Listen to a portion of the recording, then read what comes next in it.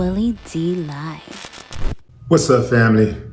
Following his death, his protective wife, Allison Holker, says that Stephen Twitch boss left her with a $1 million tax debt.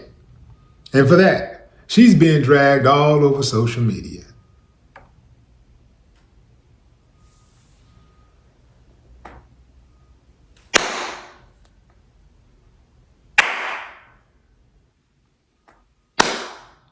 I ain't got no problem with that. Give it to her. Give it to her, man. I really don't like this chick. I don't like her at all. I think she needs to be investigated. Here's a woman who says that she made his mother, his brother, his cousins, his family and friends sign an NDA. I got, extended family, friend. Okay, cool. Mama made this man mama sign an NDA before she would allow her to view his body at his funeral. After that, fam, I don't want to hear nothing. Okay, I can see if this was a mother that was coming for her son. She was one of the type of mothers who meant no good. She was dirty, she was low down. But that's not the case here, fam. The boy had a really close relationship with his mother. They were tight. This is a loving mother, a grieving mother. And you do something like that? Where is your conscience? Now, she's talking about how the reason why she made people sign the NDA was because she was trying to protect Twitch's image. She didn't want anything to get out there that could upset her children. She didn't want anybody taking pictures. Also, his own mama, who gave him life, can't even write a book about her relationship with her son unless she gives Allison Holker all of the proceeds. Yeah, right. This woman talks about protecting Stephen's memory, his reputation. But we know now more about Stephen's private life in his death from her than we ever knew while he was living. She doing all the talking. She put this book out, fam, called This Far, My Story of Love, Loss, and Embracing the Light. She disclosed paying off this $1 million debt and that it depleted his accounts. And contrary to public belief, Stephen did not leave her with a significant amount of wealth, alleging that he had given away substantial lump sums to family and friends and spent recklessly on drugs and art collections. Why do we need to know that? If she was so interested in protecting Stephen's reputation, why did she call the man a junkie? Why did she say he was a drug addict? Why does she want us to believe that? Why is she talking about this man that had an expensive habit of art collections?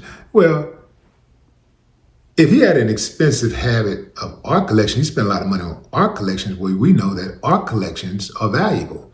Why not just go and sell the art and get your millions, Why not do that? I don't feel sorry for this chick at all. I do not believe she's a grieving widow. I would like to know about this new dude that she is currently dating. When did they start dating? When did they meet? Did they actually meet after Stephen's death or before Stephen's death? Because if they met before Stephen's death, there needs to be an extensive investigation and he also needs to be questioned. I would question the kids. Going back to the day after Stephen was pronounced dead, it was known that Stephen allegedly killed himself. The wife, she was too quick. She was way too quick to accept that. Family, you know how people be in denial anytime a loved one passes. You're looking to blame someone. That's the first thing you do. You're trying to find somebody. Somebody had to do something. My loved one didn't just die. Think about all the people that has been close to you, fam. Even if they died in the hospital, you thinking that the nurse did something wrong. The doctor had to do something wrong. Maybe they gave him the wrong prescription. They had to do something. My people ain't just die like that, right? She questioned nothing. She just accepted it.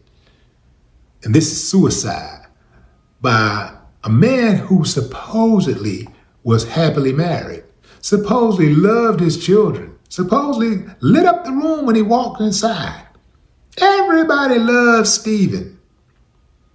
But Stephen takes a gun and puts it to his head and kills himself, leaves his children out here to fend for themselves, leaves his loving wife? No. Now, there were rumors that came out later that Stephen was planning to leave Allison. Can anybody say motive? Yeah. If he was planning to leave her, that would explain a lot. Allison is doing more to damage Stephen's reputation than anybody. But she made the family sign an NDA. She should have signed an NDA. The family should have made her sign an NDA. I know that legally that wasn't possible, but you know, you catch my drift, fam. You're picking up what I'm putting down. Now, there was some talk about how she didn't get any money because of the suicide. You know, insurance companies have clauses. Most insurance companies have a suicide clause. Whereas if a person commits suicide within the first 1 to 3 years of the policy, they won't pay it out. So that's 1 to 3 years. So we don't know how old that policy is. So we don't know if she really got paid or not. If she did get paid, now we talking motive again. I don't trust her, fam. I just don't trust her. I don't like how she moved. I don't like how she spoke to Stephen's brother, and I don't like how she spoke of Stephen's family. She does not sound like a grieving widow.